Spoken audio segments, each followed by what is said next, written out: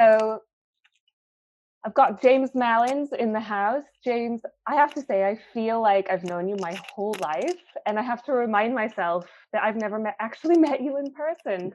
It's crazy, isn't it? Well, that's the mark of a true soul brother. It really is. And, our paths have crossed for a very special reason. So it's Mhm. awesome to have this chat with you today. You are an Ascension guide, a soul purpose coach, a channel, and you're a reframer. That to me is the most important word. It is crucial that we all become our own master reframers, because this whole Ascension business is about shifting perspective and being willing to change our perceptions. So I Mhm. love how you teach, because you're always posing questions. And that really sparks the individual to empower themselves. So I want to start this. I'm going to call it a discussion rather than an interview, because I think that's nice and less formal. This Mhm. discussion with a question that's been knocking around in my head since I woke up in 2012, and it has to do with a mechanism that evokes awakening. So, why do some people get it and some people don't? Or at what point does something switch someone on, so to speak? So I'm going to kick that over to you, and we can go from there.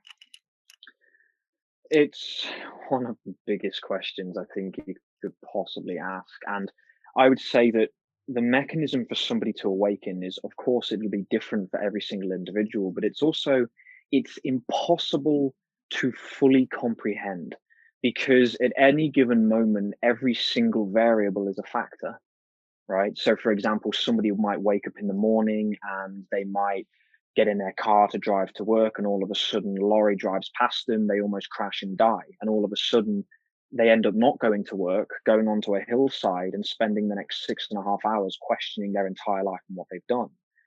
For another individual, it might be the introduction to spirituality. And I put that in quotes because, of course, it's what is spirituality really, other than the truth of existence? um, or they might be introduced to a passion or something deeper, and they connect with themselves in a deeper way, and then all of a sudden they start to explore again what is true for them. So I think it's a mixture of an individual letting go of their comfort, letting go of their fear, becoming open and ready and willing to explore a different idea than the one they've already sort of gathered as truth.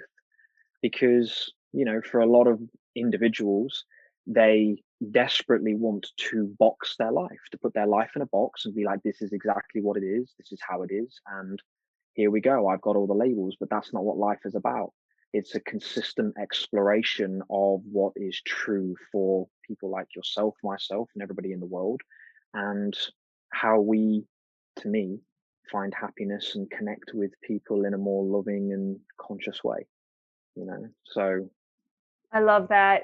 I'm hearing from you, it's all about, like, there is a divine blueprint that is so individual, and it is so different mhm, for everybody. And that, I think, is done with like precision and intelligence from our higher selves, from source. We're mhm, all fractals of the whole, but we're here to individuate and have the different experiences. And to celebrate that is one of my big things, because I'm such an advocate of mm, sentient expression. But you talked about letting go of fear, which is huge. And I think, deep diving a little bit more into that, it's kind of like, it's the ego death, isn't it? And a lot of mm, times you have to walk through fear mhm, to get to that other side. And you have to go through the uncertainty and really pay your dues. That's the expansion of consciousness. So, we're looking at the disintegration of the old and the rebuilding, the not rebuilding, we're co-creating something completely brand new. That's mm, 5D, but we have to go through the 4D, what I call, like, it's kind of like the 4D blur, where mm. emotions are accelerated and heightened. Polarity is extreme. And that's like that 4D is like the clearing station. So it's about clearing our traumas and facing our fears. Would you agree with that? Absolutely. And I think when it comes to traumas as well, it's always a really interesting one, because there are some things that I would personally class as majorly important when it comes to creating a new earth. And one of them is allowing an individual to express themselves and be listened in a safe space. Now, That is it's a really interesting one, because it when you are very deeply connected with somebody, and you perhaps it's a relationship, you're in love with them, and you're going through that process where somebody might be perhaps coming at you, and an argument is in the midst, and you're trying to see from their perspective, and you can see what they're feeling and things like this. Then it really takes an individual to step out of their human body almost, and realize that okay, I'm going to word this very particularly because it's very important.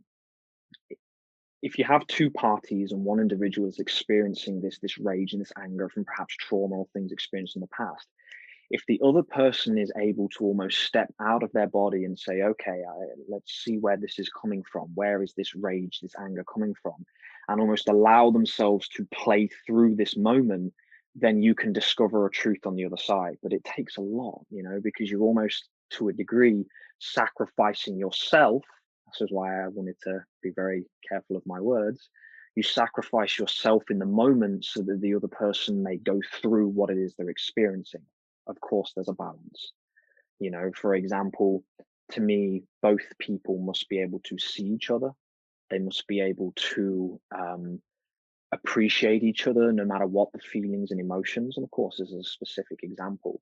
But when it comes to people really being able to heal and move through their trauma, if it isn't just going to a therapist or a coach or someone like that to pay for them, if it is your partner or somebody who you're with, and sometimes it just really it means sitting down and just listening and looking for almost the clues within. And it's a delicate situation, because throughout a lot of all of our lives, well, I'm not going to speak for everybody, but I think for a lot of us, we've never been listened to. We've been told, you've got this and you've got that, and this is how it is, and this is what should be, and and that's just not how life works. It's about allowing somebody to express themselves, as long as you can see that they do have consideration from you, no matter what they're feeling. So perhaps a very specific example, but yeah, listening and allowing somebody to really express themselves in a safe space is to me huge for a lot of people. And if you think in 6 months, if the vast majority of the world was able to do that, the healing would be absolutely astronomical. I mean, like, it would be truly mind blowing what the result would be. So I am with you all the way. I'm so glad you talked about self-sacrifice, but the razor's edge that we sit on when we're really sitting on this convergence point. So the choice points are so potent.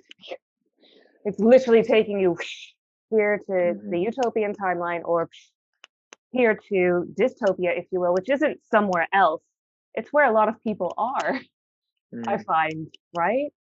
And I think what came to mind when you were talking about all of that for me is the defense mechanisms, the survival instincts that we all develop from childhood that serve us to a degree, and then they stop serving our highest good. And the breakdown and dissolution of all of that can be so painful, because they feel like part of us. So you're literally losing parts of yourself along the way. And that death creates this knock-on grief process. Sometimes we don't even know what we're grieving or that we're mourning at all. And so it can be very confusing to navigate. And then, as you so delicately said, like, we're sat like in this really fine balance here. and so to know when to do that and when to do that it can be very difficult. So I always try to align my will with God's will, at any given moment, in any given situation, because we don't know what we're going to be thrown, sort of confronted with next. We don't know what someone else has got to throw at us. And so, it's really necessary for me to pause and go, right, breath. Is this my will? Is this God's will? Or am I actually integrating the two? Which is, I think, where I try to sit now. Because faith without works is dead, but sometimes I've got to hold back so I don't react, so I can respond. And I think a lot of this has to do with how much you identify with those character defects and how much you identify with the matrix as well. I think those two go hand in hand if we bring it back to the mechanism and all the nuances we could probably talk about for the rest of our lives that fall under that umbrella. How do you resonate with that? I resonate massively, and it's interesting because obviously before the call we mentioned the word alchemy, and alchemy for some reason I still can't fully put my finger on it, but it's been something very close to my heart. And I think when it comes to losing aspects of ourselves that we perhaps might not want, for example, you mentioned the defense mechanisms, which absolutely serve us until they stop. So they serve as in defense of ourselves. And when you meet people who truly want to love you, and who okay who truly have compassion and love for you, then if those defense mechanisms kick in, they start to then go downhill because people are trying to understand and listen, and you wish to fight and run and perhaps go down the numbing phases of things. I like to think of it, instead of loss, it's a transmutation. So it's taking that defense mechanism and then using it for something else, like, for example, seeking to run or to numb the self can then be used to actually, in a safe space, if you're with somebody who truly, is of love and compassion, then you can sit with them and then feel it and begin to dive into what those emotions and feelings are bringing you, which, to me, when I think about this emotional mastery, and mastery simply being the continued exploration of any given topic, mastery isn't possible in the mainstream terms.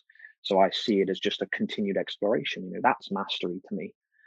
So being able to explore that emotional mastery in a safe space can then bring so many gifts, because then you realize, hang on, my questioning of this actually isn't a bad thing like I've been told.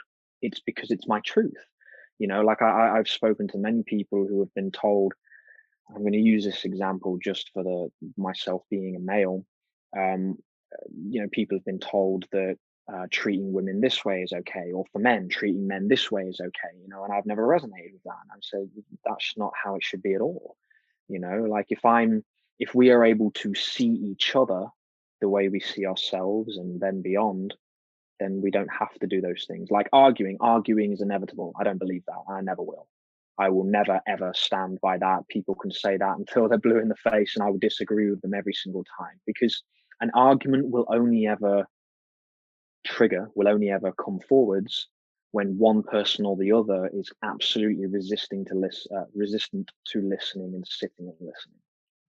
Or the second component is one person or the other is not willing to accept they might be wrong.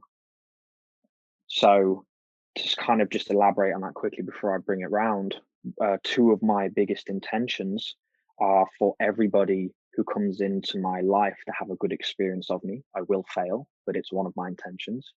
And the second one is to being open to being wrong. Because if I'm open to being wrong, then therefore I can actually prevent an argument altogether, because I'm not always going to sit there and think I'm right with everything, because I'm not.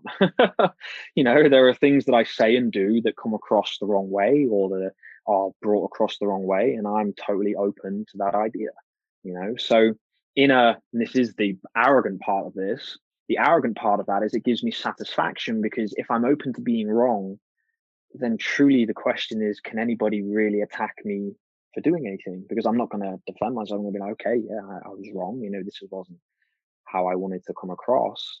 So therefore, you kind of, it opens you up to more an entirely new idea of freedom, in my opinion. But yeah, to kind of just bring it back to what we were talking about, around those defense mechanisms and running and things like that, mentioning that word reframing, I've always found that you can take something and then really turn it into a positive, no matter how dark or wrong it may appear to be. Because there's always a perspective, there's always a second side to all things. And if you're able to actually get excited about the emotions you might be feeling, okay, interesting. Let me reword this.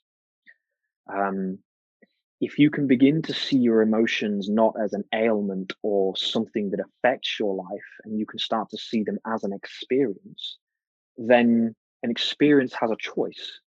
And that choice is, do I wish to go down the continued path, or do I wish to explore the other side of what a path might be, which to me, now I can bring it full circle, can be quite exciting. And that's some of the stuff I do, with people around. So, yeah.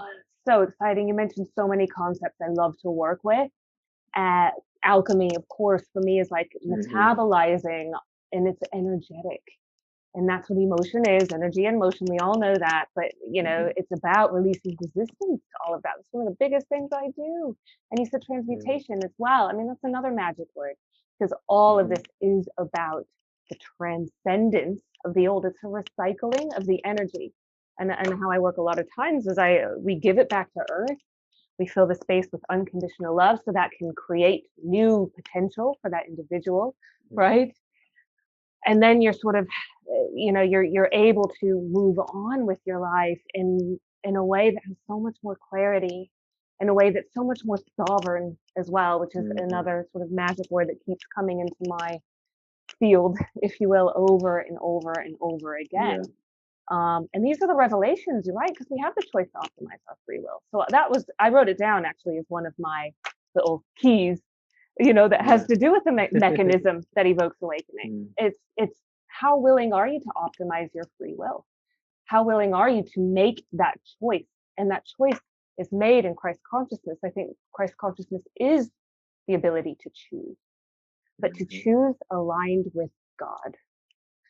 To make that choice aligned with source is everything. It's all about that. So, you know, head, heart, all the chakras really, but head, heart, gut, the three major processing centers is really massive in my opinion. So we're talking about programming here, really, if we take it into the kind of that area, to deprogram ourselves, unplug from the mainstream narrative. A lot of this has to do with dependency on the mainstream, whether it is you're dependent on a doctor to give you a drug to fix a physical ailment, whether you're dependent on a psychiatrist to fix an emotional issue through that. You know, it doesn't have to be drugs, of course. Are you dependent on the television to tell you how to be, what to think? Are you dependent on magazines to tell you what you should look like? I could go on and on and on, right? So all of the infinite ways that we're programmed can play a massive part. And, you know, I don't know exactly what it is in a person that is that moment where they go, right, I'm going to start unplugging. Mine was when I got sober. I did it naturally. I didn't, nothing in the mainstream had anything for me anymore. So I had to go elsewhere. And I've had my own medical journey around the same types of issues. And of course, my own emotional journey around the same types of issues. So what are your thoughts on that? I totally agree with you. And this has been one of the things that, of course, is controlling a lot of controlling a lot of individuals at the minute, is the reliance on external ideas. Like, for example, school, you know, love and compassion, our parenting, you know, how we were brought up as children. Like, because let's face it, I mean, I don't know, I don't want to speak for you, but I'm no doubt you experience this a lot with people you work with. Is parents come up a lot? Would that be? Yes. Oh yeah. Right. So yeah, Every like time. parents. Yeah. Right. So parenting comes up a lot, and which is no. And I'm going to say this, you know, it's a lot of the time it's no fault of an individual. Okay, let me word this appropriately. When we think of parents, we think of, oh, you know, mother, father, and we put that idea way up in the sky, whilst also forgetting that whether it's a mother or a father, they're also a human being. So we may meet people in life that we don't like, and we realize, okay, that person chooses to do those things, and I'm not really going to be around that. Some children, they don't realize that those people may or may not be their parents. So therefore, having to deal with those scenarios then becomes very interesting. Anyway, coming back to the programming, you know, when it comes to our schools, especially like you mentioned with the healthcare systems and all these things, they have been written, they've stuck it in a book, A down to Z, and they've said, this is it, this is how the thing is. And because of the unwillingness to accept any other idea, just like science, you know, science, the arrogance around a lot of science now is absolutely phenomenal, because they've said, this is it, it's done, it's in the textbook, that's it forever, we found the solution. Science is not about particularly finding absolutes. It's about exploring what is true. And at any given moment, as we mentioned in the, not just too long ago, we can be wrong. Whether you've done 20 years of research into one thing or not, you must be open to the idea that you may have it wrong. They are theories. They're theories for a reason, because you may end up discovering one thing that completely eradicates the truth of all of what we have currently. So if we take that on a larger approach, when it comes to English, math, science, and all these other things that we do, I think that it's pretty obvious to a lot of people that it's trying to teach a child how to fit in a box instead of going to the child and sitting them down and saying, "What do you enjoy?" "Well, I don't know." "All right, let's find out then." Like I was never asked that when I was in school. They never sat me down and said, "What do you enjoy?" They said, "You're not doing well in this class. That means you're a distraction. You're this, you're that. Go to the, your headmaster or whatever." And they never actually attempted to understand me, because if they had, they would have realized that nothing they were trying to offer me interested me, because that wasn't what I was about. And the question that we then ask ourselves is, how many people in this world have not realized that yet? And this is the biggest thing, because, as again, a word you very appropriately said was empowerment, right? That's pretty much all I do. Like if you were to talk about the absolute bottom line of what I try to do, it's bring people, or should I say, guide people to discovering their power again. Bring them their self-empowerment, show them how to empower themselves. Because when you empower yourself, then it's that moment when you are then able to do the self-sacrifice. I've empowered myself so much, I can take a lot, a huge amount of stuff, because I know myself. And in knowing myself, I realize that I'm just in a human body at the minute. When I leave this world, which is inevitable, I will then become something else again. So therefore, again, it frees me up to live this life with more, what word am I looking for here? More wonder, more mystery, more intrigue, in a more intriguing idea, more happiness, more love, because I realize that actually I'm not that important, and yet I am also wildly important in many ways. So Yes. I love what you said about science, because what I learned through my documentary is science is absolutely dependent on the consciousness of the scientist. And then I've added to that, science is absolutely dependent on the consciousness of the collective who are holding these beliefs about mhm, how reality is structured. And I would say it is crumbling as we speak, as the new science is emerging. And I like to call it the new science of consciousness, metaphysics, the quantum science, right? That's what's, I mean, I can geek out on that all the way. That interests me mhm, so much. I'm not a scientist. I have to read it like 10 times to try to like absorb a little bit of that information, but it helps me believe that that new paradigm could be true. And I always mhm, try to stay flexible. I always try to stay malleable. If flexible spine is a flexible mind, that's a quote from Yogi Bhajan, I think it was. Controversial character, I know, but you know, nonetheless, I like that quote. And that's true, because it's all about the resilience, and you want to mhm, remain a little bit, I'm going to use the word plastic, right? Neuroplasticity. So you can mhm, rewire at any given moment, because we hold on to these beliefs like they're the end. And I think that's a lot of that mechanism that keeps people from their own awakening, is they're in their own way. And they're just yeah, holding on with fear. I did this throughout my drinking. I did not want to change. It's a human trait. It's part of the human condition. I mean, we hate change. Maybe we've been programmed to resist change. That's probably more where it sits. I suppose I'm yeah, trying to mirror you and be quite mindful in the words that I choose. I know words are sacred. I also try very, very carefully to select the semantics that I use, because everything carries that vibration. But you talked about conscious parenting. It's one of my favorite subjects as a mother. mm, It all starts from how we parent our children. All of this starts from that. So a huge, dense consciousness that we're clearing right now is all the childhood trauma. And that includes what we've learned in schools and all of the false history. yeah, And I call it, we're having to go around and essentially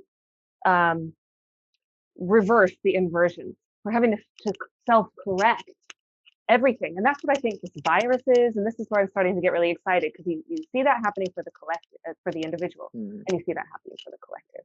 And I think it's a big, like, karmic retribution machine. That's all a very natural alchemical part of ascension. In a way, we are supposed to be going through all of this, and it is supposed to feel shit. and I just want to say that, because people think they've got it wrong with the suffering, and it's not about positive thinking our way through this.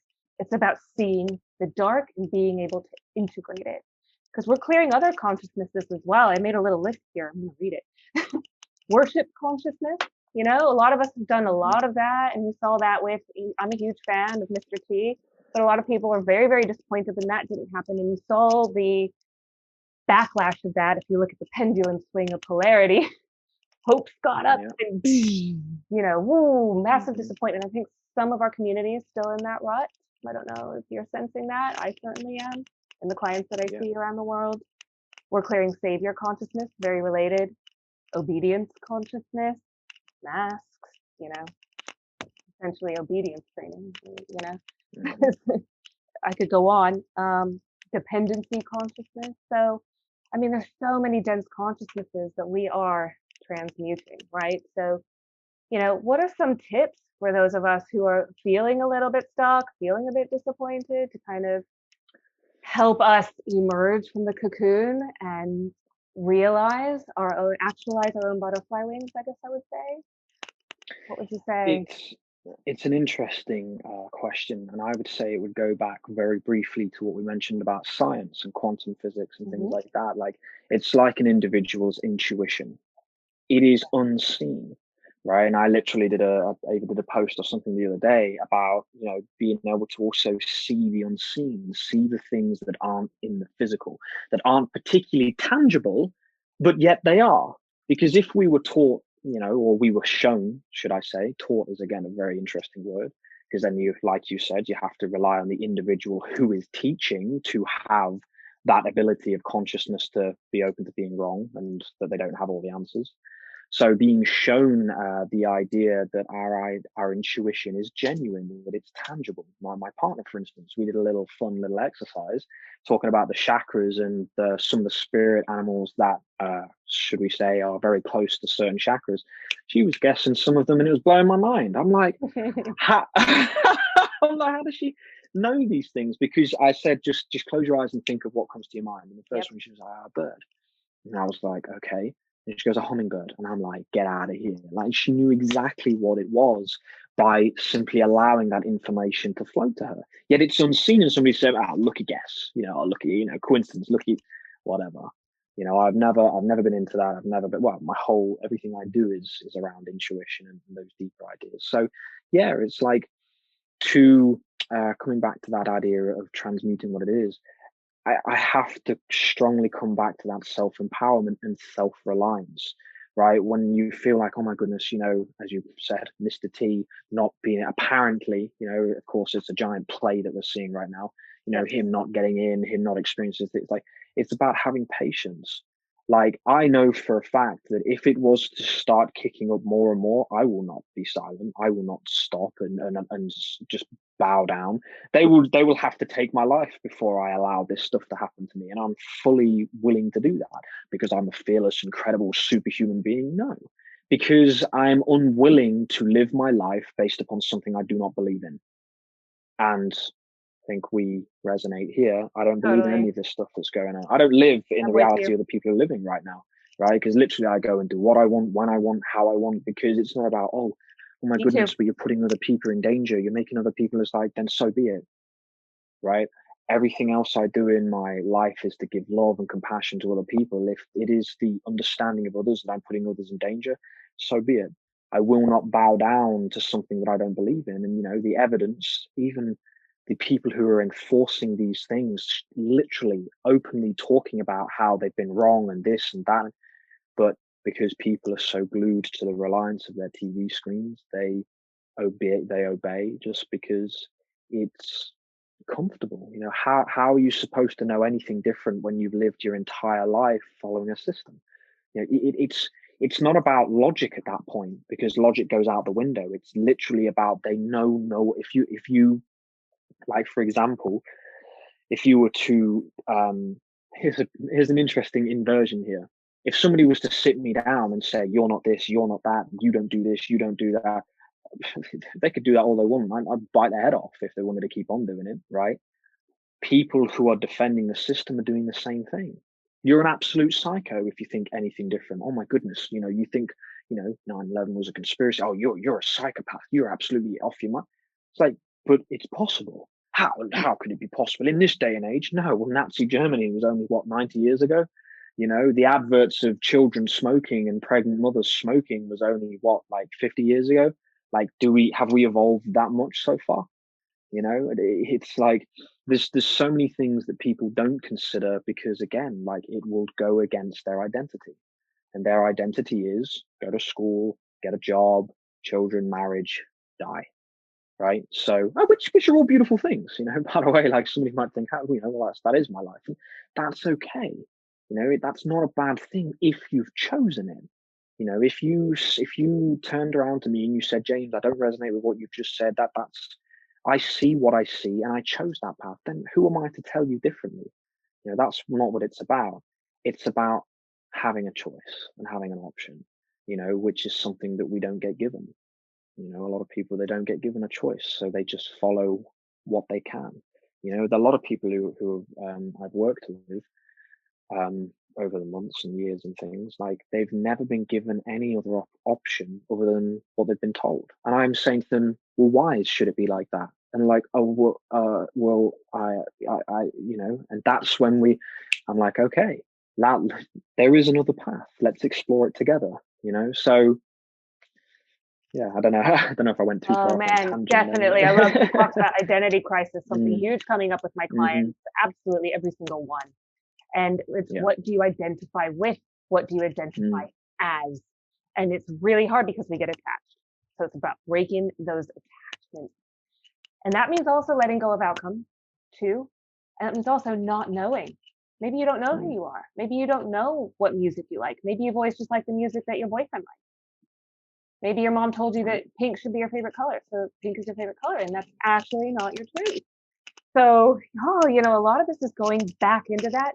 You mentioned a few other things I just wanted to touch on, because I'm with you all the way. I think the mask is complete compliance symbology. There are a lot of occult rituals that use the mask as a symbol of oppression. And so, it is acquiescing to that. If we wear a mask, personally, I feel so strongly about it, I will not wear a mask. I do so with compassion. And I'm going to go on to that word in a minute, because I'm going to swing the conversation around there. Because I know some people are in genuine fear. That came up in my Marina Jacoby interview recently, and that is true. I see that. So if I know that's the case, then I will maybe not go to that place, or I'll join a group virtually. Okay, that's cool with me, because I get the same thing out of it. But in general, I have to stay true to myself, and that's no matter what. It's no matter what other people think of me, no matter what gets thrown at me. And in fact, I was saying to you before we started recording, I've not had abuse once. I love that I can smile at people, because it is so important to express our sentience, especially like babies. There was a little baby at Waitrose yesterday. Everyone else was in a mask, and I smiled my heart out at this little gorgeous little girl, and she was beaming at me, and she looked at me with these wide eyes, as if she not, I was the only person doing that. And I do think there's a massive psychological impact to all of this. There will be some people who will probably wear masks the rest of their lives because they are so in fear. And I believe that the mainstream media is the biggest culprit of the fear.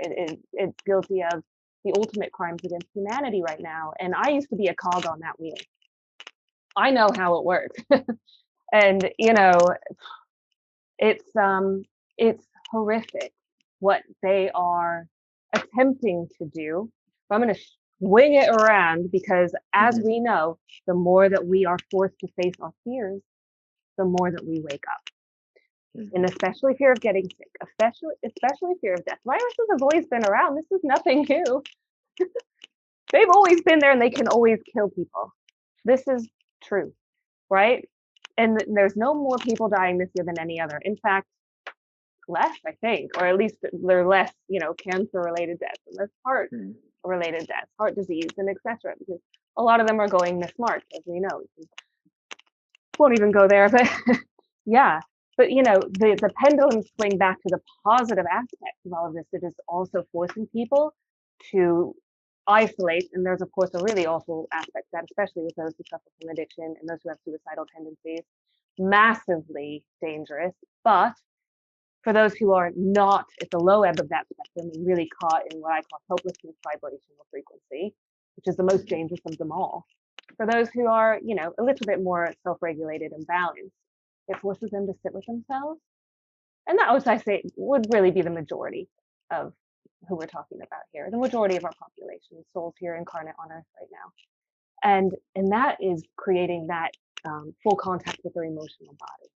I don't know about you, but I'm busier than ever because people are a lot more willing to engage in their own emotional process, and Sentience is a gateway to super consciousness.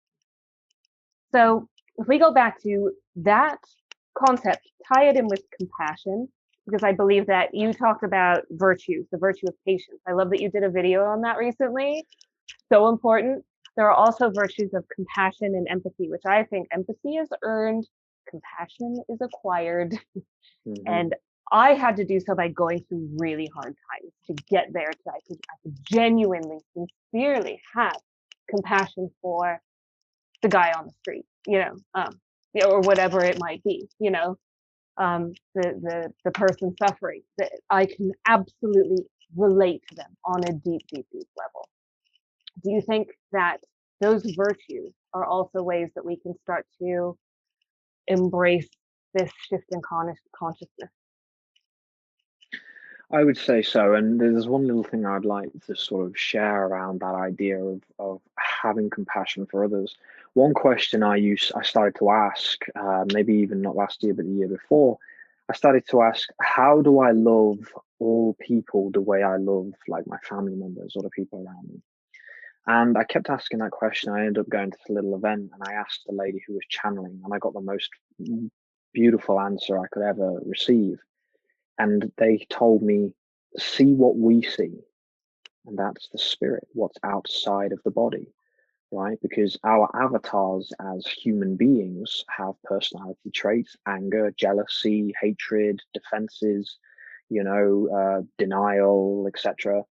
So if you can see an individual outside of their human self, above their human self, then you can see them in their true form. Right, this form here is merely a means to explore and express what it means to be physical and human, and as we said, a fractal of what we really are.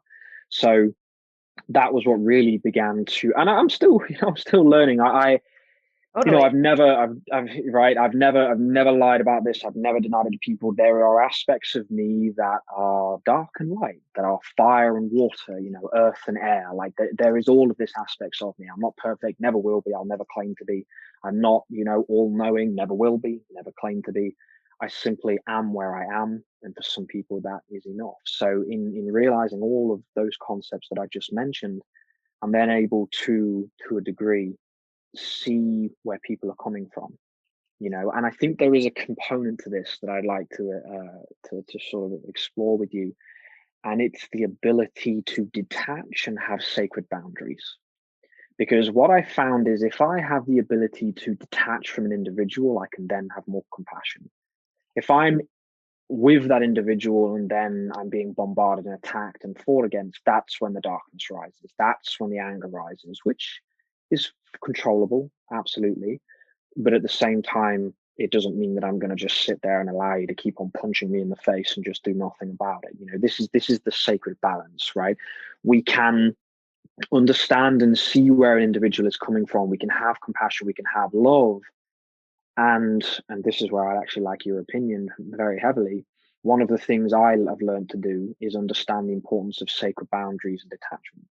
Right? If you can set your boundaries and say, I'm not comfortable with you talking to me like that. And then if you're able to then, you're not living with that person or seeing them every single day and you can detach, then you can have compassion. I'm not going to say it, but it's kind of like an fu but love from afar. Right? So it's like, if you kind of have the ability to detach, then to me it starts to, I don't know, like it just allows you to then process things without being in the emotion. That's what I'm trying to say. When you're in the emotion of something, like, it can be, you know fire and anger, but when you can then process it outside of that, you can see the truth, which there could be many different versions of that truth. So Oh, I'm with you all the way. Huge realization there. And that is a revelation. And that word keeps coming up for me as mm, well. Boundaries, sacred boundaries.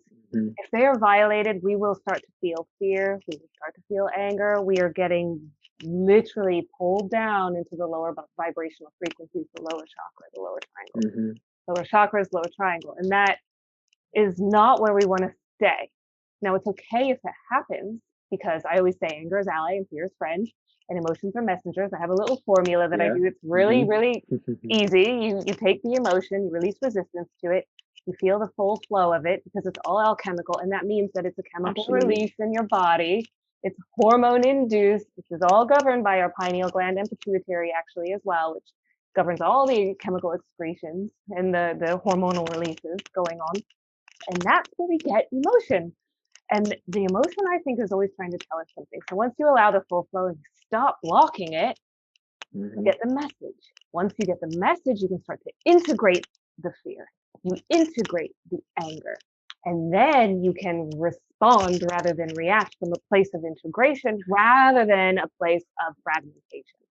So rather than that split, you know, which is when we mhm, react, because we create separate selves. It's literally subpersonalities, right? And that's when we're in trouble, because those subpersonalities can turn on ourselves. They mhm. literally turn on ourselves. I think I spit. I got so excited saying that. Obviously, this is one of my favorite subjects. So if anything is violated, those sacred boundaries, right? You are in that zone, that danger zone, if you will, of allowing those sub personalities to do things that you wouldn't normally do. And then that's when you're like, whoa, that's not the spiritual look I was going for. Like, who was that just completely lashed out, and I still have those moments, James. 100% human, you know. Yeah. But I just want to say it's the violation of the sense of self that I consider to be a boundary crossing. And we need to Yeah, know where those stand. And almost every client that comes to see me does not know what a boundary is. They do not have a clue as to mhm. what a healthy boundary is. And so that's where they can start as a practice. And all of this is a practice. This is a journey of life. We're in training. Earth is a tough boot camp, but it's such an exciting one. What were you going to say? I'll cut you off. No, because like you said, like, it's such an exciting and important topic and idea, and was that allowed to come back to me? So it's gone out of my mind. Um, what you mentioned about the allowing the emotions to flow is one of the things I resonate in Oh, massive ways, because for me, I was an angry and aggressive teenager. Never physically aggressive, never been. Ironically, with all of the different things I enjoyed, like bodybuilding and tattoos and things, I've never been physically aggressive, but I was angry. yeah. But that anger is now my power. It's now the thing that fuels me. I'm allowed to go and go and move and move and move and move, and I can keep on going and I can keep on doing, and it's okay, right? Because I had all that anger, all that fire I felt was what gave me the impenetrable shield and the defense that allowed me to stay true to who I was, so no matter how many people bombarded me over the years, and get me to this point. So to me, the emotions you feel the strongest are the ones that are actually showing you, or should we say, providing you the opportunity, the gift, the truth to actually become who you are. People who are afraid. I even explored with an individual not too long ago, around, ideas of death. Well, perhaps the fear of death is actually because you are here to understand death at its depths, which is that death is not a horrific, horrible thing. Oh my goodness, I'm going to die. And that death is a sacred transition. right? Death is a transmutation, a movement. You go from one place to another. You go from one experience to another experience. And one of the things I love, especially about the Seth books, which are behind me, and I'm Love the reading Seth one at the minute. material. Yeah. Oh my goodness, the Seth material it's thank you, Seth. It's provided me a lot of truth in my heart and soul. When we move on, if you believe you will burn in hell, you will for a period of time until you're like, I can't do this anymore. And then you won't burn in hell anymore. You'll then be saying, are you ready to move on? If you believe you'll go to heaven, you will for a period of time. And then from that moment, you will then go on to experience something new. You know, if you believe that you will be met with a beautiful white light and all your family members and the people who are passed will greet you, then you will for a period of time. And then you will either, and then it becomes a choice, you know, a choice to replay some of your life, to move on to something new, to transcend, to descend, to go up, left, right, down, who knows, right? Like we are here to forget those things so that this experience can be rich and fulfilling, no matter how painful or how grandiose or glorious this experience is to any individual. We're here, we've forgotten it for a reason, you know. And to me, coming back to what we mentioned about intuition, my intuition resonates with a lot of these truths. I know I've had other lifetimes. I was never particularly interested in it until very recently, when a lot of it started to flood in, and I started to see different traits and attributes that I have now that I've experienced in other lifetimes, in different versions of me, a version of me as a chief, a version of me as a Viking, you know, so that I could, in the Viking aspect of myself, and I explained this in a video recently, what came to me in my consciousness that I channeled was I was an extremely dark and violent individual until I met a woman who we connected with very deeply. We had a child, a daughter. She, in that lifetime, as I have been shown, passed away. And that completely shattered my idea of reality, right? It shattered my idea of the glory of battle, of killing and murdering and whatever. It shattered my idea of it. So therefore, I'm then left to question who and what I am because of the gift that my daughter gave me, which was leaving me. And this is this is one of those things that, from a human aspect, looks almost, you know, oh my goodness, you know, horrific and horrible. But when you start to look at it from a higher aspect, a higher perspective, I'm grateful to her in that lifetime for the pain, for her passing on. And she, as a higher soul, she knew exactly what she was doing because I needed to learn. I needed to learn the truth of the darkness.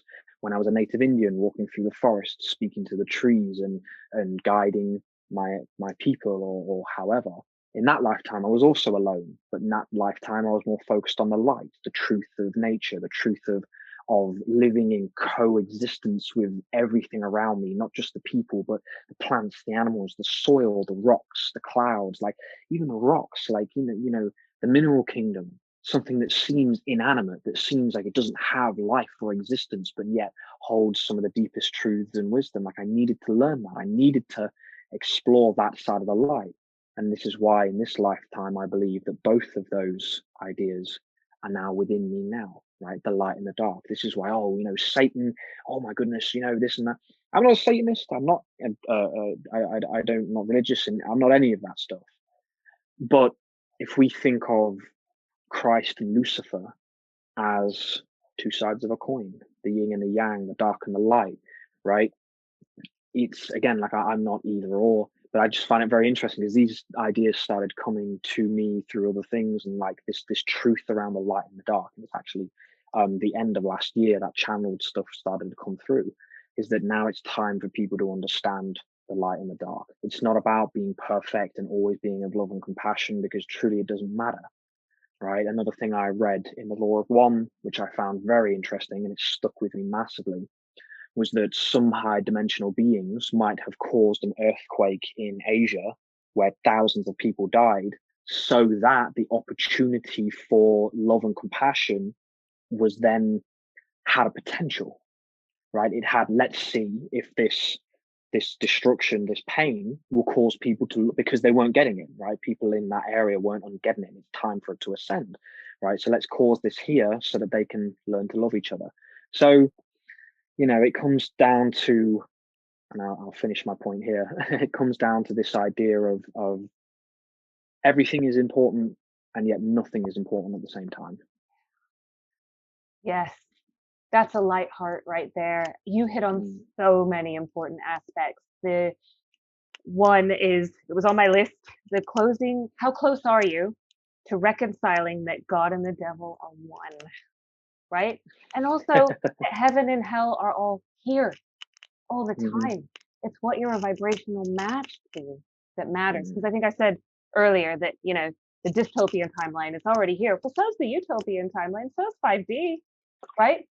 The thing is, we can't spiritually bypass 40, which is where a lot of us kind of, I think, sit as in terms of our predominant vibration right now. And, that's the initiation, but a lot of us are peaking up into 5D often, if you want to call it that. There's different names for it, densities. Mm. It's really just levels of consciousness. And you talked about multi-dimensionality and simultaneous lives. I have a Lemurian aspect of self that I am so in tune with. I dream about her all the time. Mhm. We are connected in meditation. She went on to live an Atlantean life, which then created this kind of twin flame split, which caused a big abandonment wound in me. And that's something that I've had to work on in this lifetime, but I'm very well aware that she's also working on that simultaneously in that lifetime. And I think we're moving towards all these really awesome realizations, revelations, the renaissance of our true power, that we can actually have full recall of all of those lives at once so that it better serves everyone's highest good. And that's Mm. true unity. That's one way we achieve that unified mind, the golden consciousness that we all aspire to create here on the earth plane, you know? Mm. And it has to do with self-limiting belief busting all the way, and you're really, really good at that. You talked about death, change of cosmic address, just a transition. It's nothing to fear. That's not mine, by the way. I Mhm. wish I could take credit for it. It's not. I don't Yeah. know where it came from, but it's not me. uh, but it is, right? That's Mm. literally all it is. I had honestly two NDEs. One was the kind of classic NDE, which obviously featured in the film, which was, to do with my addiction and the level at which I was Mhm. abusing my own body and my own self because I was completely incapable of staying with my own feelings. I had no idea how to live life and I wanted out. The density of the fear was too much. I couldn't live with daily panic attacks anymore. I just wanted to go, but it was the love of my two little girls that brought me back. And that's like the value of life, the sacredness of life. If we could only have a clue as to how long the queue is for souls to be able to incarnate at this crux point, this beautiful nexus point that we sit in right now, you know, I mean, it's out the wazoo. And this is the greatest privilege. We have front row seats and we're wide awake and watching it. And if you're engaging in escapism or addictions or whatever, reach out and get help and sort them out because, this is what I realized by overcoming mine. That was the hardest thing I ever did. It was the best Mm. thing that ever happened to me was that I was missing out on living my life. And now I've learned the tools and techniques to help me thrive. And that's opened the door to all these amazing like concepts that you talked about. Intuition, clairsentience is a huge thing I'm an advocate of because, for me, I have had contact experience, but I haven't boarded a mothership and I'm not as Mhm. such. So I do have some clairvoyant aspects, but I'm much more clairsentient, claircognizant than I am anything else. And that's the deep knowing, the gnosis, and the feeling mechanism. And I think that, going back to the original umbrella question, is so key here is to what degree are you willing to entertain your intuition? And I think imagination is often the key to all of that. I spent a lot of time at different psychic schools, the College of Psychic Studies, and different groups honing. I still do from time to time because the groups amplify it. Of course they do. Honing my psychic skills. I channel as well, the Pleiades. Mhm. I'm connected to a Cassiopean collective. There's so much on offer to us if we just think outside the box. And for me, it was again getting out of my own way, realizing I was my own blind spot, activating the third eye and the pineal gland by dealing with my traumas, which were taking up all my CPU space. It Mhm. didn't leave me space to do anything else. to create with. It left me with, you know, sort of negative reserves all the time. If you think about it as a bank, you know, where I was just withdraw. I was depleted. And now it's like I've learned how to replenish, and it opens up the senses. And we are literally, not only are we transmitters, but we're receivers, right? And we're literally in constant communication with source. That's what I think prayer is, by the way. In constant communication with source, God, goddess, creator, you know, and that is directly connected to my guides. It's directly connected to the seraphim and the angelic realm as well. I work with archangel energy a lot. All of that comes through when my channels are clear. And the intuition is the renaissance. And we're being called to be more resourceful as restrictions are tight. As this gets me to my other point, which I was about to jump up and down for joy because you literally made a light bulb go off in my head. That anger is your power. I think that's happening on the collective level massively. And it's like, well, are we going to get angry? Because I say to my clients all the time, why are you afraid to get angry? Get angry. And they think anger is going to consume them, you know, or fear might just be a wave that is never ending and they'll cry forever. But if you let it flow, it will flow through to completion and take you somewhere. And that somewhere is where we need to go. So we talk about the control agenda. For one, all the restrictions, all the impositions, all the corruption, deception, inversion, perversions, you know, distortions. I could go on and on and on. Aren't we supposed to get mad? I mean, hasn't our collective sacred boundaries been horribly violated for millennia?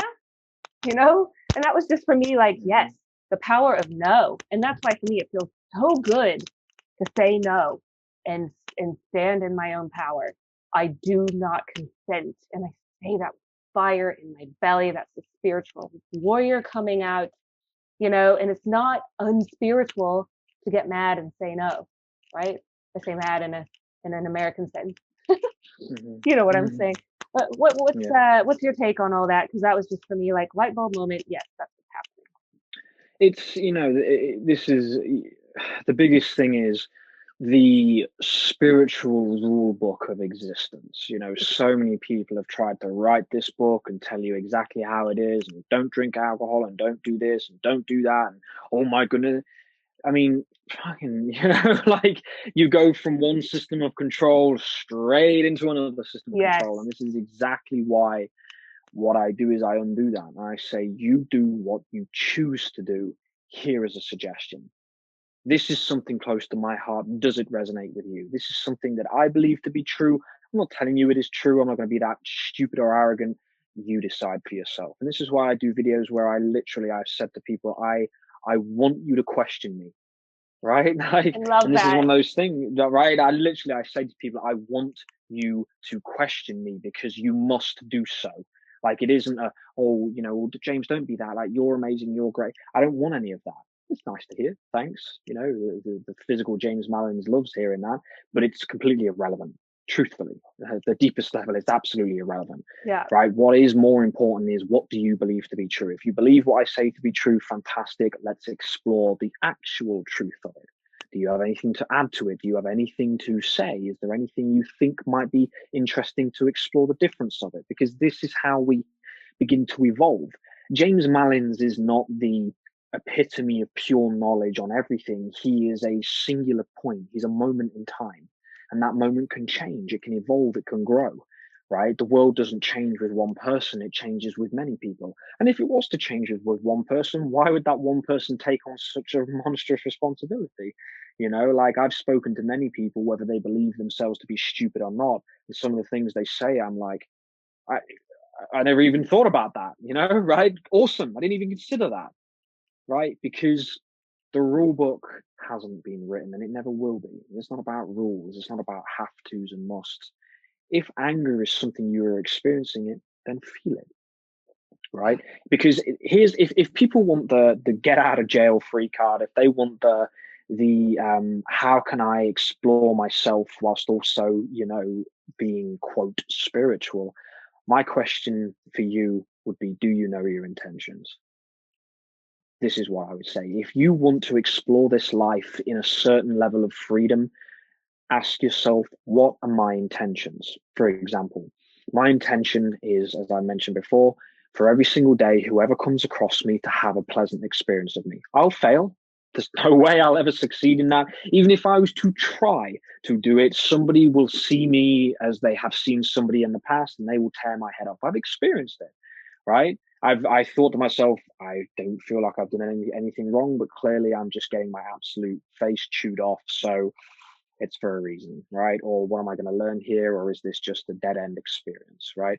The second thing is to have love and compassion and understanding, right? To have love, compassion, understanding. I'll fail again, but it's my intention. It's what I wish to do. It's who I choose to be. That's the key sentence, right? That is who I choose to be. I eat vegetarian stuff mostly. If somebody's stuck a plate of chicken in front of me, I would take a few moments to have my gratitude for the chicken and give it to me, and then I would eat the chicken, right? Like if I wanted to go out and have it, or if I wanted to have a coffee with whiskey in it in the evening, right? I would sit there, be very grateful for the coffee and everything, and I'd drink the drink, right? Because it's not that important. Like people are so dead set, and my right ear is ringing like crazy right now. People are so dead set on this is how it should be. Allow things to flow within you. You decide. This is the whole point of this, is to have an experience. Of course there's balance, right? Balance is a key thing. I'm not going to have 7 whiskeys every single night, because then I wouldn't be able to do what I'm going to do, right? Yeah, So exactly. Oh, so balance. yeah. It's something I like see as I swing past.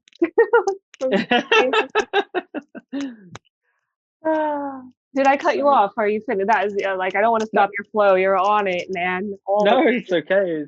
I think, like, the last little bit from that, like just going back to the intentions, is like that's how you know that's how you know who you are. I've had people try and tell me I'm a dark being. I've had people try and tell me that I'm horrific and I'm evil and I'm this, and I'm like, if that's your perception of me, then so be it. But I know who I am. I get people to question. I'm not afraid of it. I have nothing to Yeah, hide. neither am I I have no anymore. little secrets. I've got no, like, if I tell somebody to F off on the street because they've spoke to me like garbage, then I will do so.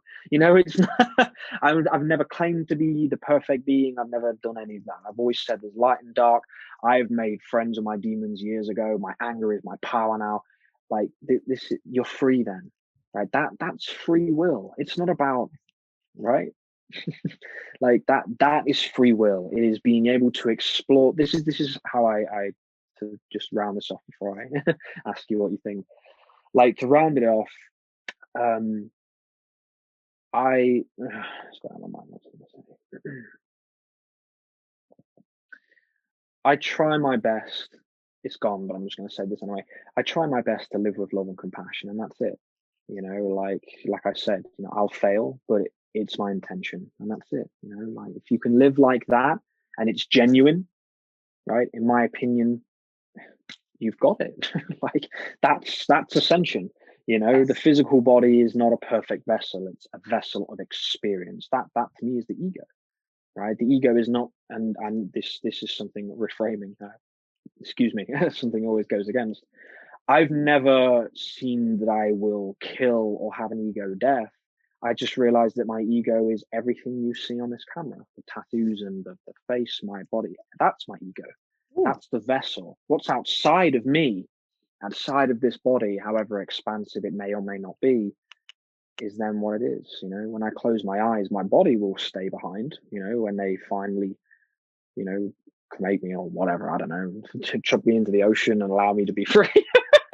Whatever happens to me, like, from that moment onwards, then everything I am isn't that physical body, it's elsewhere. So yeah.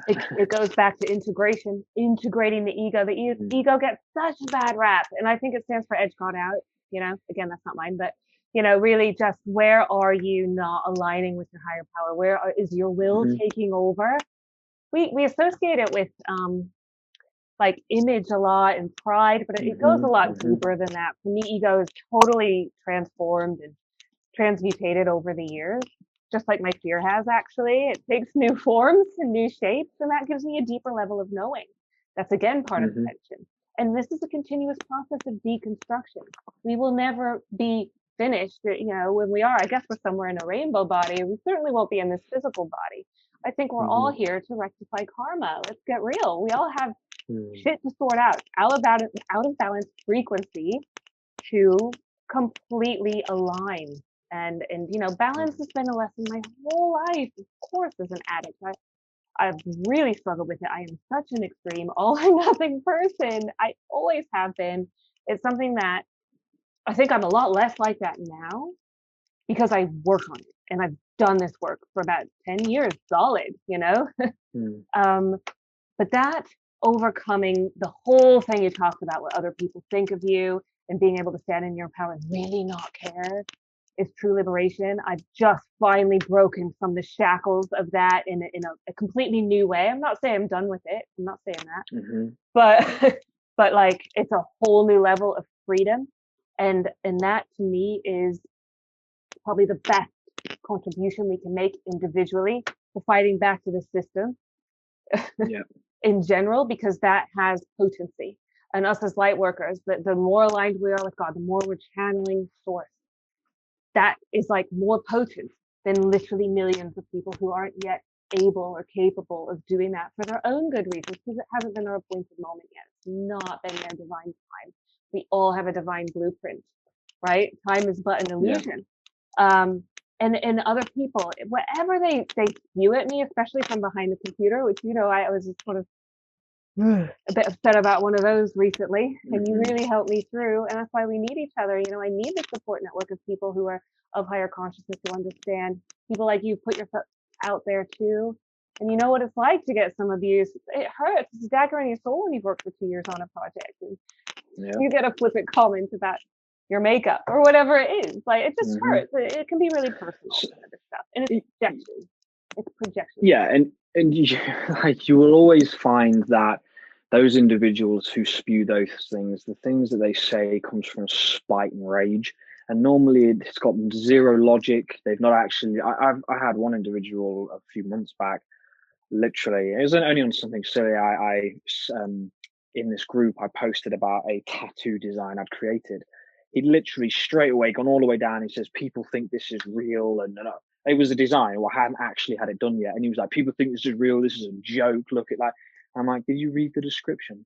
Like, Yeah. it was a Photoshop, and then he was like, "Oh yeah, oh yeah, you're right. Oh, I didn't read the description." Yeah. So again, like, it comes down to, this is actually something I think a lot of people will enjoy to think upon. It becomes down to reacting and responding, For right? sure. Like, a lot of people, they just go straight, they would just react. Oh yeah, oh, look at this tattoo. It's like, yeah, slow down, right? Slow down and read it, and you might actually find out what it really is. So then we look at responding, and this is, when it comes to emotions and what I mentioned about self-sacrifice a little while ago. Like, that's that self-sacrifice. If you can reach a certain point of consciousness, then you can step back, allow it to come at you, and just be quiet.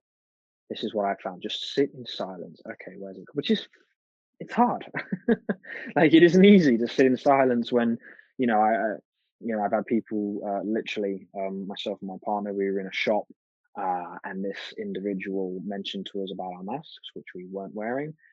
And it was one thing that she said that made, and it's funny because, okay, I'll tell it. Yeah, all right. Literally, the one thing that she ended up saying to me afterwards was, "Well, as long as you're doing as you're told." And that did not go down very well with me at all. And she walked around the corner, and then when I walked around and she said, "You're not going the right way," I let rip a little bit. Yeah.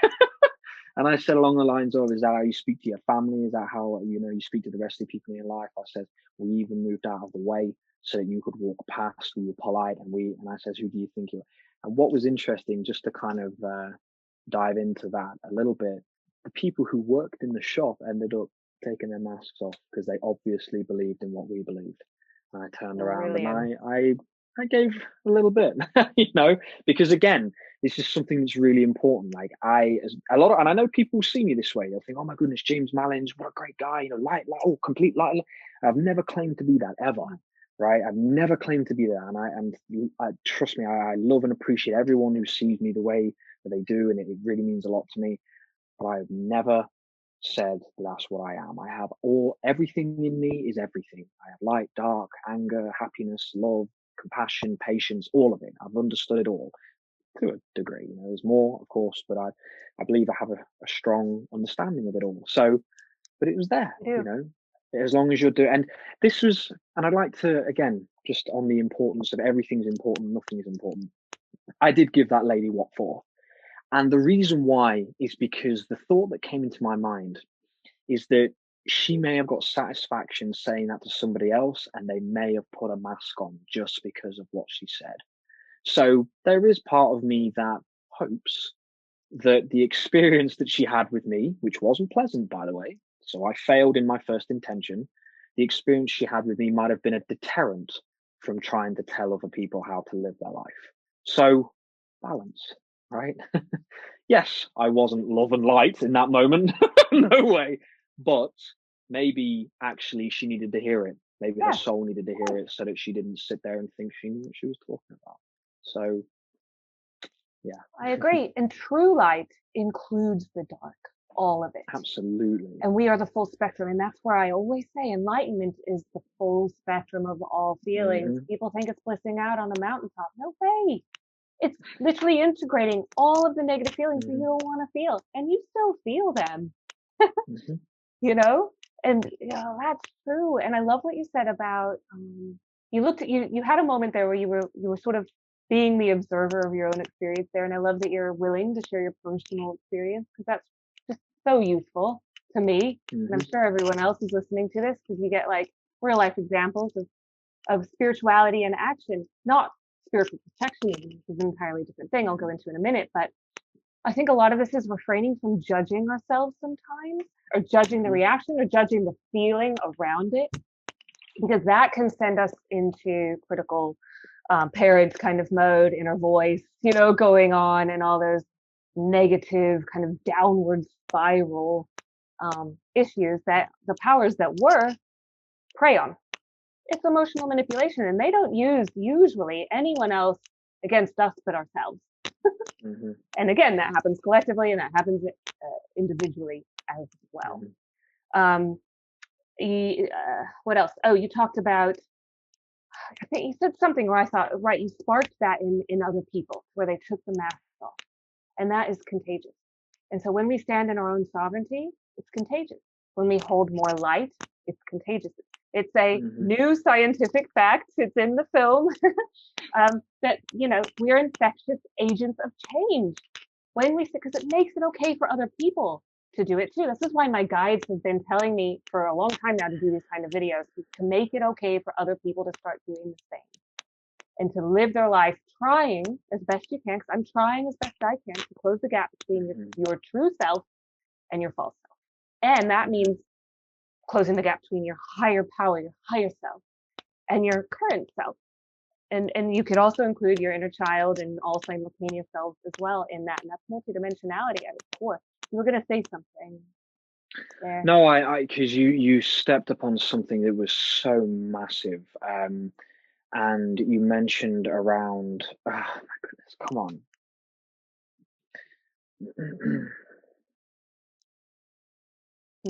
Was it contagion? But what emotional contagion? Was it judging yourself?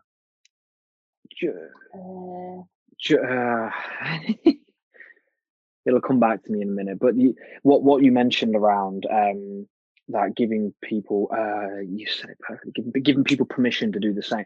That sentence is something that I have said for so long, and I kind of readjusted my words because it sort of assumed within myself that power of giving people, but it's like when you step in your truth and you stand in it, you do give people permission to do the same. And I'll give an example, because I walked through a shop in the very beginning of all of this, and I wasn't wearing a mask or any of that, and I was like, I'm not doing it.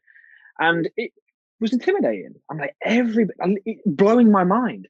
I'm walking around and I'm like, I can't figure it. Everybody's doing it. Yeah, I Everybody's know. doing it. Whether like, and it blew my mind. And then I saw one person who wasn't, and I was like, fair play. I stand with you. And Yes. because this is, and this again, this is something really important for people who are listening, in my opinion, and I'm going to give this as a suggestion for people to consider, is that no matter how powerful or strong you are, standing as a collective and unifying, to me, is one of the most important things. Because who knows? Maybe I would have put a scarf around my face if I thought I was the only one. Why? Because if I was, it's a logical thing. Perhaps the idea that I might have then been punished and put into a negative situation might then hinder my ability to do what I'm going to do, what I'm doing now. Again, it's an evaluation, right? I always choose to go down the one path, but again, it's an evaluation. And sometimes when we see other people doing certain things, it gives us permission to do the same. So I 100% resonate with that, and that's why it's important that we stand strong in what we believe. You know, I and there is one component that I always must include in that sentence. I stand strong in everything I believe because I believe it's never at the hindrance of anybody. Maybe it is. Maybe there are times, maybe there's content I put out there, and there is the opportunity for it to actually have a negative effect. Maybe it's unavoidable. Perhaps it's a concept I'm still exploring within myself. But like, I think that when we live considering other people, how can you hurt anyone, truly, unless they end up hurting themselves through the experience of you? But if you genuinely are open to being wrong, you're open to love and compassion and seeing another individual outside of any trauma or pain or suffering they've had, then maybe you really do reach a point where you can find pure peace in your life. Like, just interesting. So Idea. huge. I agree with you 100%. You said something important, and it goes back to the original umbrella question, which Mm-hmm. is, what mechanism really evokes awakening in people. Mm-hmm. And you talked about risk taking. And you said the word fail a lot. I failed at my first intention. I think that dovetails really nicely with the willingness to walk through fear, the capacity to, and failure, and the capacity to which you can jeopardize maybe an aspect of self and do it anyway. I love that book. It's old. It's a tried and tested win-win for me. Go there and do it anyway. Doing these interviews, James, I have to say, honest, like every single time I get nervous before them, I go, ooh, and then I go, why am I doing this to myself? Putting myself out there, ooh, and I think, no, this is your path. This is your purpose. You're on purpose. This is what your guide is telling you so loud and clear. You've got to go and do. So do it. Right now is the time to disseminate information. And that is all contributing to the disintegration of the old and the co-creation of the new. Right. And so it's like following that, even if it feels like taking a massive risk and making an ass of yourself. Or I think risk taking is huge in that. And also something you mentioned like 2 questions ago was spiritual perfectionism. And I just wanted to go back to that concept because that was one of my number one blocks to everything. I so want to be a good girl. And this virtue stuff is what keeps a lot of people from speaking up, speaking out, and from even questioning the narrative, is because they just want to be good. So their intentions are so pure, they just want to do everything right and they want to honor and respect everyone. Nobody should live in fear, but sometimes you've got to take that to the next level. Sometimes you've got to question those aspects of yourself. It really manifested in my life a lot in the way I eat, because I went through a really awful physical illness. I got a really weird mystery tropical disease from Thailand like 6 years ago, 5 years ago, I think it was. Anyway, long story short, and I think I mentioned this, it was a long crawl back to physical health. But what it really taught me was like I had to go back to eating animal products for a while. And for me, that was like spiritual death because I couldn't be a spiritual perfectionist anymore and say I was a vegan. And I have found my way back to that because that is how I choose to eat now. And it became right again about a year ago. And that was my journey. But I've had a lot of lessons in that area. And I've learned, especially with clients, I don't know what's best for you. You might very well need to eat meat, and that is that is exactly in Mm-hmm. alignment for you right now. You might very well need to say no. You might very well need to get angry for what's Mm-hmm. absolutely accurate for one person, completely not resonant with someone else. And also what's accurate for me right now, today, might be completely different tomorrow. And this is the nuanced path of spirituality, right? In the paradox that we, it's like the PowerPoint paradox is like holding both, Mm-hmm. because it's so contradictory and it can feel so confusing at times. People get lost in your heads spinning and what's right or wrong or good or bad. Guess what? There is no right or wrong. What's resonating best for you right now in this now moment in time? Align with that. That's all you got. Mm-hmm. You know? And yeah, and I totally agree with you. And it's something that I've really been understanding at the minute is, of course, outside of this physical reality, time doesn't need to have time is like the encompassing structure of physical reality, you know, the past, the present, the future. Outside of that, it's not that it doesn't exist, it's that it's not necessary. And the side of my head's now tingling because, you know, we then can traverse that time. You know, I could go back to before this interview and decide to say things differently. I could, you know, go 10 years in the future and have a look at myself there and do, because then, you know, your consciousness outside of physical reality is completely traversable. So whilst we're here, truthfully, every moment that goes past, all we have is, of course, the present moment. But we do also have the past and the future. We have the past to learn from, the future to be excited about, to create and mold our path, right? We can, of course, there are aspects of our life where we walk to a certain degree blindly or in the shadows or in the fog, because, you know, some things have to be put into our place for us to learn. As you profoundly said, that illness from Thailand, you know, myself as a child, I had epilepsy for a very short period of time. Like it affected me for a while. I had different things here and there. Like some things get put into our path so that we can become the whole complete versions of who we wish to be. Keyword wish, not who we're destined or supposed to be, who we wish to be inside of this physical body and outside of it, who we chose. And, you know, it allows us to understand that unknown aspect about the future and the ability to carve your path the way you wish to. One interesting thing that the Matrix, the movie, The Matrix taught me is when the Oracle is speaking to Neo and she said, "You're not here to make the decision. You've already made it. You're here to understand why you made the choice." And, you know, I grew up with those movies. It might have contributed to my ideas of everything now, but it's true. Like, because when I die, I can then see myself, become myself as a 4-year-old and myself as a 65-year-old or however long I'm here on this planet, right? Because then I can then go back and traverse it. I believe that with every fiber of my being. So then if that's possible, then I've already made every choice I'm here to make. The question is, why have I made those choices? You know, so it's not about fate or destiny being pre-written or this or that, because you can change it, right? And this is the beautiful thing. People say, why am I depressed? Well, I often say, well, perhaps because you're not walking the path that you desired to walk. You know, this is the thing, like free will is complete. It's complete in this world. Like to me, it's unconditional, right? Free will is absolutely unconditional. You have written your life out before you come here, but you don't have to walk it. But perhaps if you don't walk it, you might find that you get some other things that come along, like physical ailments, or you're unhappy, or this or that, or etc., etc., because you're not actually walking the path. I wanted to become a gamer for many years, you know, for a little while. I wanted to be a professional gamer. I love gaming. I've gamed for years. I know for a fact it would never. I said to my family the other day, I said, I'd love to be a professional gamer, but it will never happen. And she said, well, it can. I says, not because I can't do it. Or trust me, I can do it. It's because I don't choose to now, because I know my path. Yes. And I dedicate all of my time to what I'm doing now. And I'm happy. I'll die doing it. I've said it for a long time.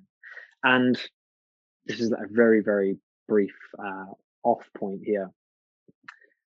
When I was younger, I'm 26 now. When I was, you know, 14, 15 years old, I used to say, I will die. And now my right side of my head is tingling. I used to say, I will be a bodybuilder and they will bury me as a bodybuilder. I will do it or I will die. And I said that with a lot of things. I said, I was willing to give my life. So therefore, the unconditional nature of this universe, I got exactly what I wanted because I was willing to sacrifice the one thing that I had, which was this present moment. So if you're willing to, this is where, you begin to, if this resonates with anybody listening, you begin to conquer fear. Because if you're willing to give your life to what you believe in, which I still am to this day, there is nothing that can stop you. It's like you become an unstoppable force because you're working with the truth of this existence, this reality, the universe, God, goddess, however you wish to, whichever word resonates, you then begin to work with that truth. So, just interesting little Presence. So you've hit on another one that I think is really important, is capacity to surrender, not only to the present moment, but also to yourself, to the process, and for me, to God, Goddess, Source. That's what happened when I got sober. I literally was on the floor. I do not want to live. I give you my life. That was the same thing as what you're talking about. Different set of circumstances, different physical avatar, different life story, different narrative. I surrendered to God. I will die. I will die for you. I will do whatever it is. I will dedicate the rest of my life. Help me find a way to live and be a mother to my baby girl. All I wanted. Goosies, and I, it was a slow crawl because I didn't know how to do it. I couldn't be with myself. I used to sit there and watch my ex-husband and go, how can you just sit there and watch TV and go take the dog for a walk and drink a cup of coffee? You look so relaxed. I could never just be. And the moment I surrendered, I could be. Now, I will say, I am more prone to my personality type and my charts and everything astrologically to doing rather than being. So I have to remind myself all the time, I'm a human being, not a doing. Yeah, but since I found my purpose, it's almost like I've been making up for lost time, which is but an illusion. To and that's something I'm working on, to make a difference, to be the best child of God, Goddess, Source, to serve in the most pure and potent and powerful way that I can in every given moment, in every given time, in every given day, node point in the quantum field, as I like to call it. And I have to prioritize to do that effectively and also still fill up my own cup from time to time. I have a lot of different demands going on, so it's about sort of doing that really wisely and knowing that if I haven't had a chance to do it at the end of the day, and it wasn't meant to be done that day, and I'm exactly where I'm supposed to be. But you to take time, and we know everything's non-local, but everything is also one big smeared out now. That's everything, and that's retro causation is a reality that if we can just wrap our heads around. I like to think of it as the present doesn't change the past, right? The future changes the present as it unfolds. So a lot of my work with my clients, I'm sure probably yours too, is about traversing the timeline and teaching them how to go back and reparent, for one, their inner child, their younger selves, maybe past life selves that have perhaps not been able to maybe fulfill a soul mission, if you will. So there's unfulfillment, going on in there. And I think that really swings me back around to being on purpose. And almost every video you do is really about this in some way, shape, or form. You're a soul purpose coach. It's your purpose. And it is mine too, is to help others find their purpose, and that's, for me, life wasn't worth living until I found that aspect of myself and I had something to live for that was beyond the 3D linear existence, that me with blinkers on, me in a lot of density, me not being able to transmute and transcend a lot of the fear and the anger and the lower vibrational frequencies, the lower triangle chakras, I couldn't find my way to that. And it was like, once I was able to do that, everything started making sense. And it's like, I can't believe it. I mean, since I got sober, it literally happened overnight for me. And yes, I had a lot of trauma to deal with, and I committed to that, and I've done that, still do that to this day. I'm very dedicated to my process. It's devotional living, but I can't wait to get up in the morning. And that happened like that. I went from hating mornings and just wanting to sleep all day and numb myself out all night to going, oh my God, I have a life to live. I have a purpose to fulfill. Where do you need me to be? And what do you need me to do today? And I'll do it. And, you know, and it's about surrendering to that. And that's the greatest fulfillment I could ever imagine. And I just want everyone to experience that feeling the way that I do now. I love it. Yeah, sorry, that wasn't really a question. But yeah, that swings me around to, I have a little like phrase that I've come up with through the making of the film and through that sort of quest, if you will. Emotional states become personality traits, right? Become vibratory rates, become timeline dates, become creational fates, become ascension gates. Wow. What do you think? I love it. It all rhymes. Actually, yeah, I love it. I had to think of a lot of eights. Right. But right, what you feel becomes your personality, becomes the rate you vibrate at. That literally makes you a match to different timelines. That then literally collapses the timeline into your physical reality, your manifestation of it. That's your creational fate right there. And then if you can swing it to being on purpose, then you're like out that ascension gate, right? But if it goes down the wrong trajectory, of course, there's no right or wrong, right? The lower vibrational frequencies, and when you remain stuck in the density of fear and all that stuff, and the unintegrated emotional aspects and aspects of self, that's when you go down that other trajectory, which I do believe is hell.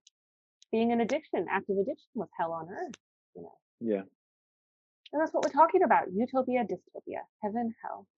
So given we're both channels, and everyone is a channel, by the way, every single person is an energetic channel, just a way of translating and interpreting frequency, vibration, energy.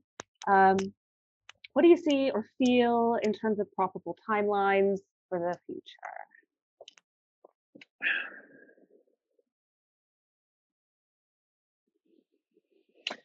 Interesting question.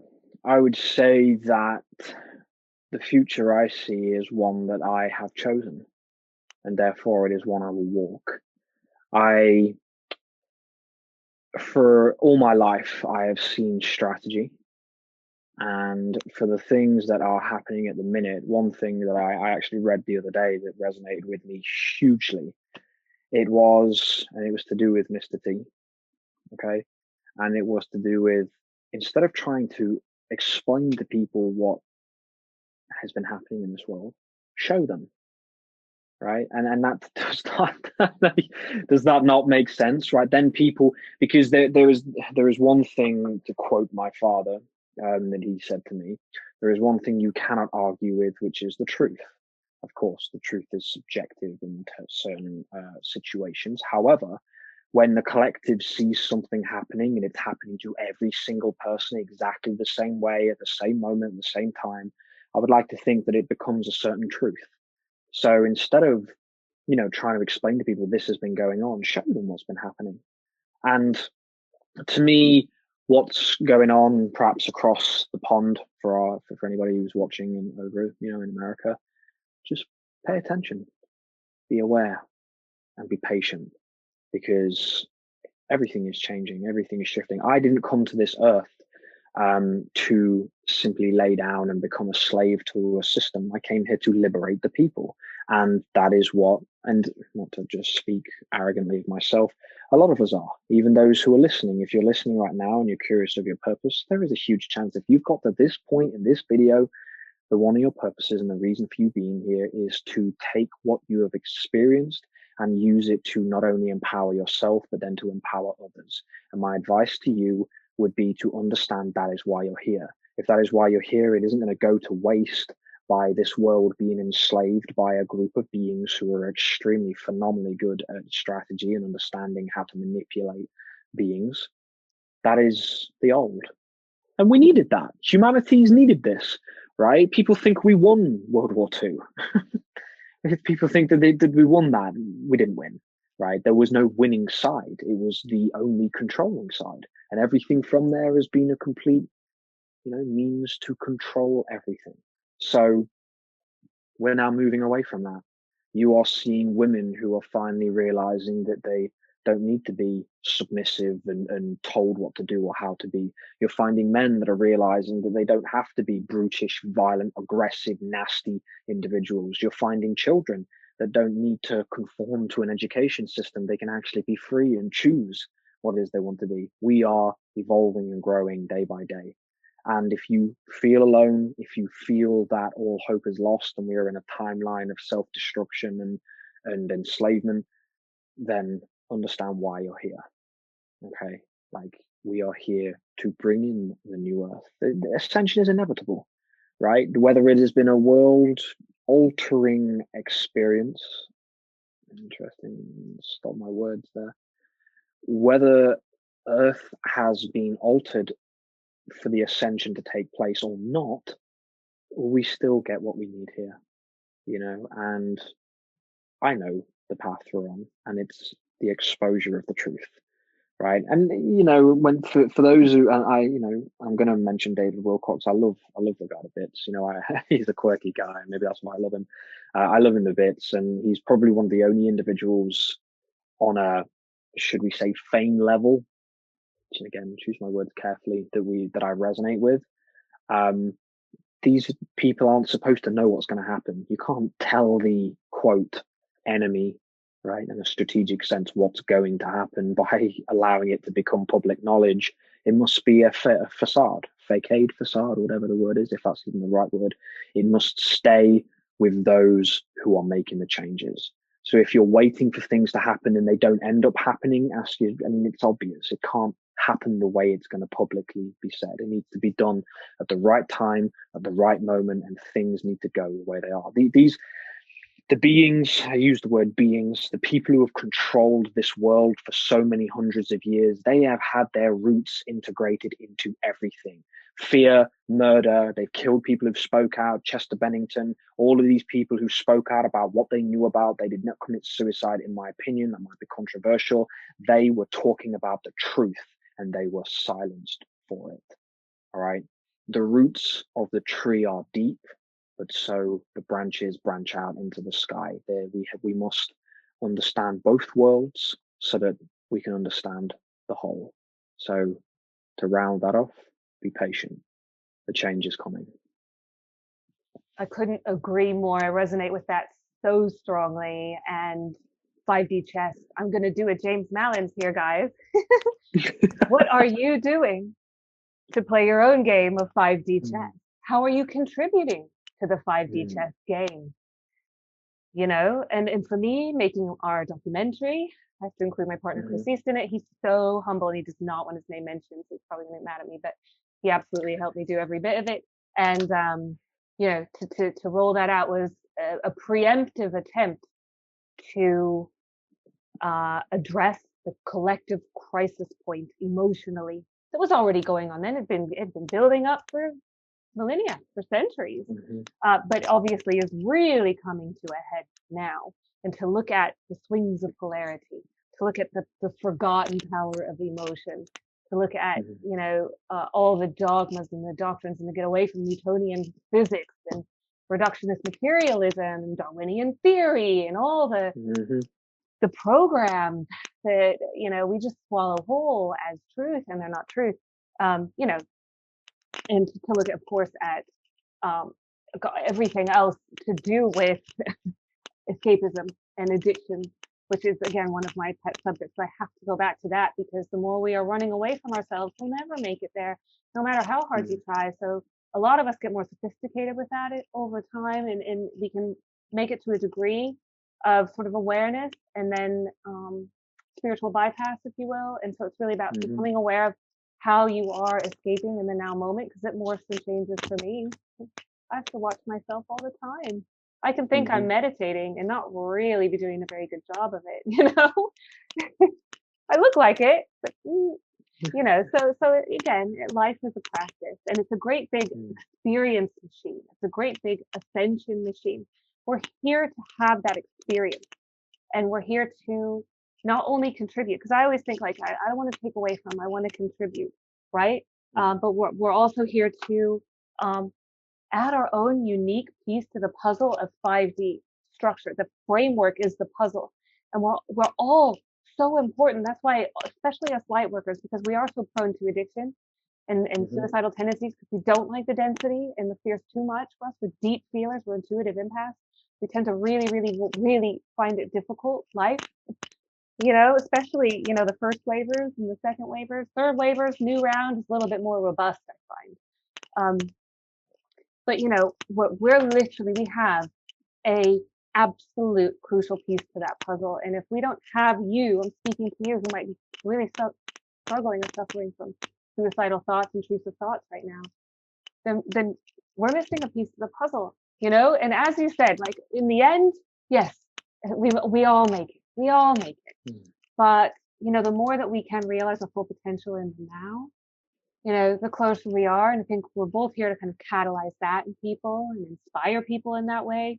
I love what you said about show me as well, because that's the greatest thing we can do to combat the divide and conquer strategy that has been in place for millennia as well, is like bring it to light.